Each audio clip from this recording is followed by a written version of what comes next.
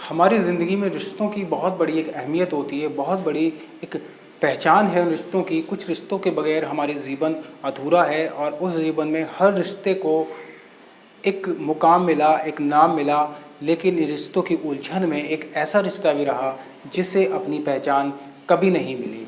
दोस्तों, वो रिश्ता जो ज़िंदगी के लिए बड़ा अहम है लेकिन बिल्कुल अलग थलग पड़ गया, उसको कभी किसी कवि ने अपनी कविताओं में जगह नहीं दी, कभी किसी लेखक ने अपनी कथाओं में जगह नहीं दी, किसी उपन्यासकार ने अपनी उपन्यासों में जगह उसको नहीं दी। आखिर क्यों वो रिश्ता इतना महत्वपूर्ण होने के बाद भी गुमनाम हो गया?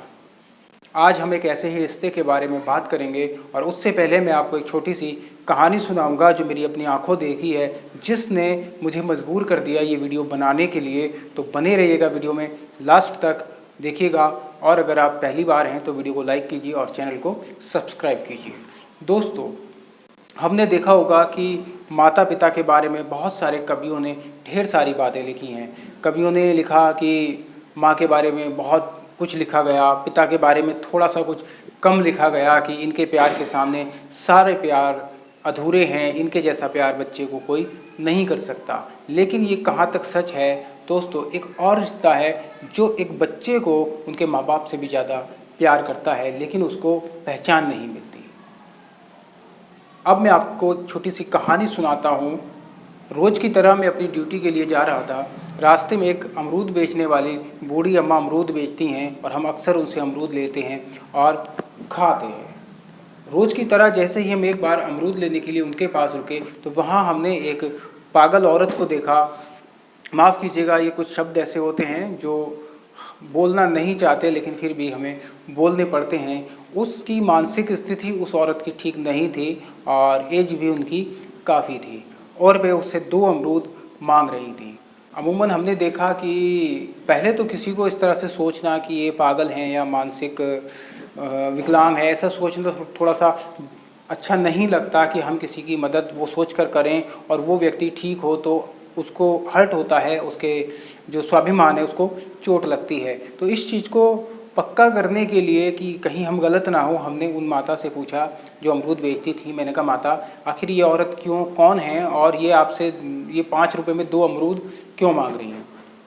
तो उन्होंने हमें बताया कि ये बेचारी पागल हो चुकी है और इसके जो बेटा और बहू हैं उन्होंने इसको मारकर अपने घर से निकाल दिया है और खाना भी नहीं देती। अक्सर ये इसी तरह से सड़क पर घूमती रहती है और अगर कोई इसको कुछ खाने के लिए दे दे, किसी के घर में जैसे कुछ बचा है या कुछ हो, तो वो अक्सर उसको दे देते थे, जिससे उसका पेट भर जाता था। और फिर कोई उसको 10 रुपये, कोई 5 रुपये जब वो मांगती तो इस तरह से दे जाता था। तो फिर हमने कहा कि हमने उसको अपने पास से कुछ अमरूद दिए जो उन्होंने खा लिए। उसके बाद भी वो 5 रुपये जो उनके पास थे वो उससे अमरूद मांगने लगी और जिद उसकी ये थी कि सिर्फ उसको 2 अमरूद चाहिए, चाहे उसके पास 100 रुपये हों या 50 रुपये हों या 1 रुपया हो। वो बूढ़ी जो माता थी वो सिर्फ 2 अमरूद मांगती थी।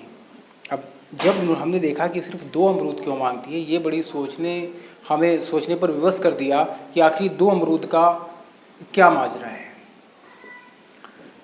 तो हमें बूढ़ी अम्मा ने बताया कि इसको जो भी कोई पैसे देकर जाता है तो ये उन पैसों से 2 अमरूद अपने घर के लिए लेकर जाती है। दरअसल उसके घर की क्या कहानी है, उसकी जो बेटा और बहू हैं जो उसको मारते हैं, पीटते हैं, खाना नहीं देते, उनको भी एक बेटा और एक बेटी हैं। अगर कहें तो उस पागल औरत के जो मानसिक बीमार थी, उनके पोता और पोती घर पे रहते थे, जिसको वो इतना ज़्यादा प्यार करती थी कि पागल होने के बाद भी वो अपने पोते और पोती को नहीं भूलती थी। उनके पास पैसे नहीं होते थे तब भी वो भीख मांगकर उन बच्चों के लिए खाने के लिए ज़रूर कुछ ना कुछ शाम को लेकर जाती थी। तो कितना प्यार करती थी वो अपने पोता और पोती से कि जो खुद जिसके खाने के लिए नहीं है, वो इस चीज़ को भूल जाती थी कि इन्हीं का बाप मुझे मारता है, मारकर धक्के देकर घर से निकाल देता है, इन्हीं की माँ मुझे खाना नहीं देती और रात रात भर मुझे भटकना पड़ता है, दिन भर मुझे कहीं भीख मांगकर अपना पेट पालना पड़ता है। लेकिन उन सब चीज़ों को वो नज़रअंदाज करती रही और अपने पोती पोते के लिए उसके दिल का जो प्रेम है वो कभी कम नहीं हुआ। तो दोस्तों, हम कैसे कह सकते हैं कि माँ बाप से ज़्यादा प्यार हमें कोई नहीं कर सकता। एक रिश्ता है, वो रिश्ते का नाम है दादा और दादी का रिश्ता, नाना नानी का रिश्ता। ये वो रिश्ते हैं जो गारंटी के साथ मैं कह सकता हूँ कि एक बच्चे को उसके माँ बाप से ज़्यादा प्यार करते हैं। मैं अपने घर में देखता हूँ, मेरा भी एक बेटा है, अगर वो सुबह देर तक सोता रहे तो मेरी माँ कई बार उसे उठाने के लिए आ जाती हैं कि अभी तक वो सोकर क्यों नहीं उठा। शाम को जब वो सोता है तब भी मेरी माता कई बार उसको देखने के लिए आती हैं और पूरा दिन उसके साथ बतियाती रहती हैं। हम माँ बाप होकर भी अपने उस बच्चे को समय नहीं दे पाते हैं और शाम को भी शायद हम उसको उतना समय नहीं देते जितना हमारी माता देती हैं। वहीं मेरे ससुराल पक्ष से भी उसके नाना का फ़ोन हर रोज़ आता है शाम को, जबकि वो बच्चा ना तो हाँ कर पाता है ना कर पाता है, चुप रहता है, फ़ोन पकड़ कर हूँ हाँ करता रहता है, लेकिन फिर भी वो घंटों घंटों उस बच्चे से बतियाते रहते हैं। ये उनका प्यार नहीं तो क्या है। इतना प्यार शायद उसकी माँ नहीं कर पाती जितना नाना नानी करते हैं, इतना उसका बाप नहीं कर पाता, पिता नहीं कर पाता जितना दादा और दादी करते हैं। कहीं पर्टिकुलर कुछ इसका अपवाद हो सकता है, लेकिन 99% कंडीशन यही है कि दादा दादी नाना नानी उस बच्चे के माँ बाप से ज़्यादा प्यार उस बच्चे को करते हैं। उनका प्यार निश्चल होता है, निस्वार्थ होता है। दोस्तों, अब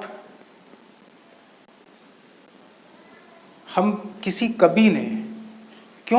कवि ने माँ पर तो बहुत कविताएं लिखी, पिता पर ढेरों कविताएं लिख दी कि पिता आसमान है, पिता बच्चों की उड़ान है, घर के सारे खिलौने पिता से हैं, सारे खिलौने अपने हैं, सारे सपने पिता से हैं। लेकिन बहुत से ऐसे सपने हैं जो दादा दादी से भी हैं, नाना नानी से भी हैं। हम इन रिश्तों को अलग थलग कैसे कर सकते हैं, हम इन रिश्तों को नज़रअंदाज कैसे कर सकते हैं। तो ये वो रिश्ते हैं जो सिर्फ पहचान के मोहताज हैं, अभी तक इन्हें किसी कवि ने अपनी जगह नहीं दी कविताओं में। तो हम चाहते हैं कि इन रिश्तों की कद्र करो, इन रिश्तों को भी मानो और इनका सम्मान करो। दोस्तों, ये एक छोटी सी घटना थी जो मेरे जीवन में आई और मैंने इसको अनुभव किया और इस पर मुझे लगा कि एक मैं वीडियो बनाऊं। तो अगर वीडियो आपको अच्छी लगी हो तो लाइक कीजिएगा और चैनल को सब्सक्राइब कीजिएगा। मिलते हैं फिर किसी वीडियो में। नमस्कार।